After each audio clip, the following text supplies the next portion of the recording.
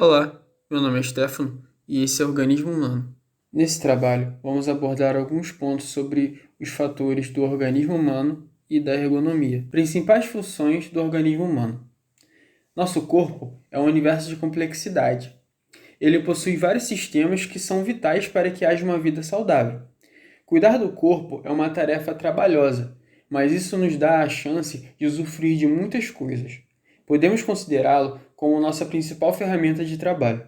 Portanto, é de extrema importância fazer com que ela funcione bem, pois se ele não estiver bem, nada ao nosso redor vai estar. Vamos citar também algumas funções que influenciam diretamente no desenvolvimento do trabalho: neuromuscular, a função coluna vertebral, a função do metabolismo, a função da visão, a função da audição, do senso sinestésico. Todas essas funções, elas influenciam diretamente no nosso dia a dia, seja no trabalho, seja em casa, seja trabalhando em casa. Função neuromuscular. As células nervosas se comunicam entre si e com outras células do organismo, como células musculares e secretoras. Assim como existem sinapses entre neurônios, existem sinapses entre neurônios e as fibras musculares.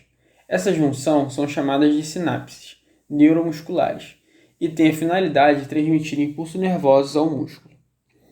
Nós estamos falando agora sobre o sistema nervoso. Podemos dividir o sistema nervoso em alguns pontos. Nós podemos falar um pouco sobre as sinapses, podemos falar sobre os músculos e sobre a coluna vertebral.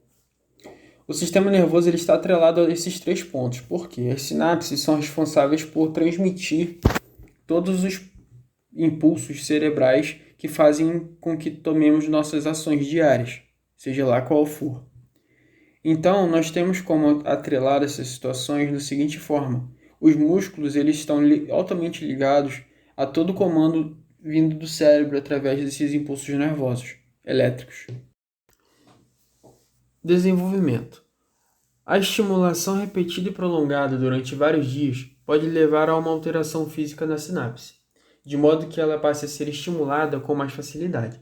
Acredita-se que isso seja responsável pela memória e aprendizagem. Ou seja, quanto mais você tentar fazer alguma coisa, quanto mais você insistir em fazer algo, mais você vai conseguir ter essas ligações neurológicas mais apuradas e você vai acabar desenvolvendo funções. Como, por exemplo, quando nós somos pequenos, nós tentamos andar. Se a gente conseguir andar na primeira tentativa, vai ser algo inédito, mas na maioria das vezes nós tentamos levantar, nós caímos. Nós tentamos levantar, nós caímos. Nós vamos segurando nas coisas e vamos tentando dar os primeiros passos. Ninguém nunca consegue dar os primeiros passos de uma vez.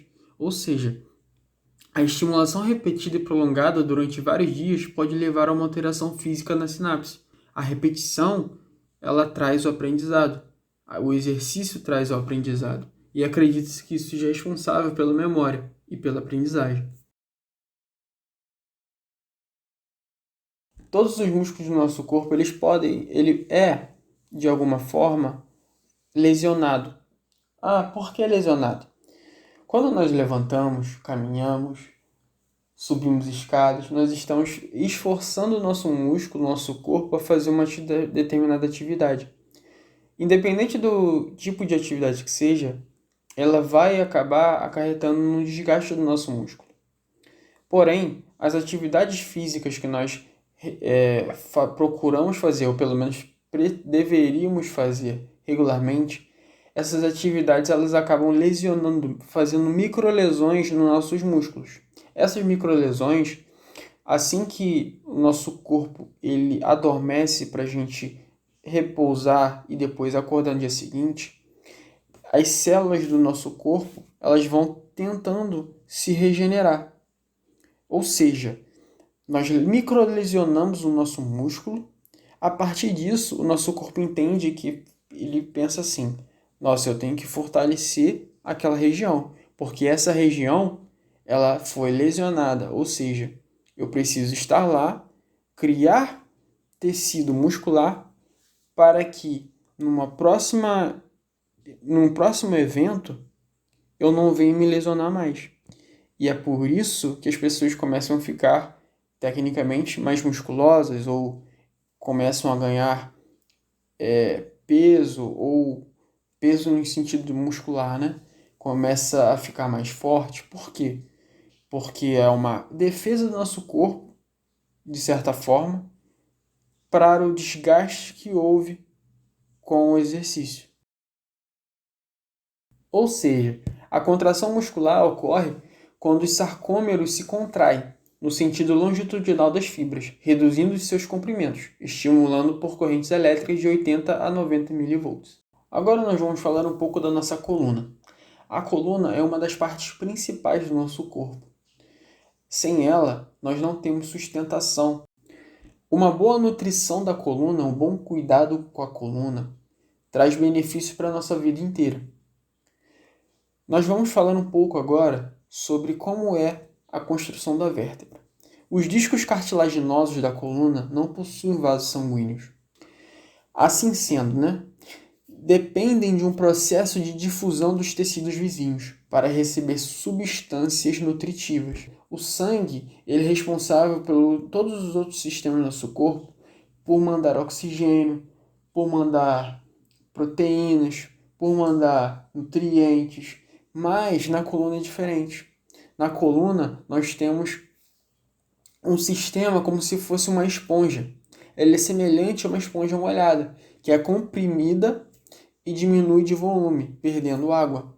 E nesse ponto que chegam as substâncias que fazem com que a coluna esteja bem nutrida. Porém, isso não é suficiente para que a coluna tenha uma boa desenvoltura.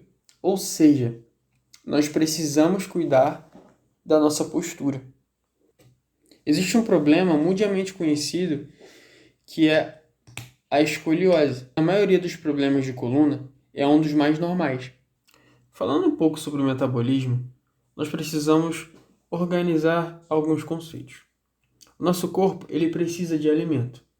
Esse alimento ele é oriundo da natureza, seja ele legumes, verduras, animais. Todo esse alimento, ele dentro do nosso corpo, ele se converte em energia.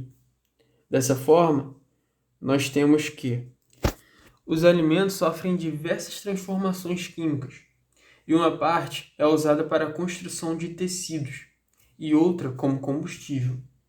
Uma parte desse combustível destina-se a manter o organismo funcionando, ou seja, constituem perdas internas, e outra parte é usada para o trabalho. O excedente é acumulado em gordura. A visão é o órgão do sentido mais importante que possuímos, tanto para o trabalho como para a vida diária. As suas características têm sido muito estudadas devido a essa importância no trabalho. O olho é uma esfera revestida por uma membrana e cheio de líquido, cuja estrutura assemelha-se a uma câmara fotográfica. Quando os olhos estão abertos, a luz passa através da pupila, que é uma abertura da íris, tal como acontece na câmera fotográfica. A abertura da pupila pode variar automaticamente para controlar a quantidade de luz que penetra no olho. Essa abertura aumenta na penumbra e se reduz sobre luz forte. Geralmente, quando nós vamos no médico, no oftalmologista, ele pinga algumas gotas de colírio. Esse colírio ele faz com que isso dilate a nossa pupila, ou seja, é fundamental para que a gente tenha um bom desempenho na hora de fazer o exame. Ou seja, de um modo mais grosso, o médico arregala nossas pupilas, arregala o nosso olho para que ele possa ver tudo o que está lá dentro, de forma com que não passe nada despercebido dos olhos do médico, para que ele tenha um bom diagnóstico.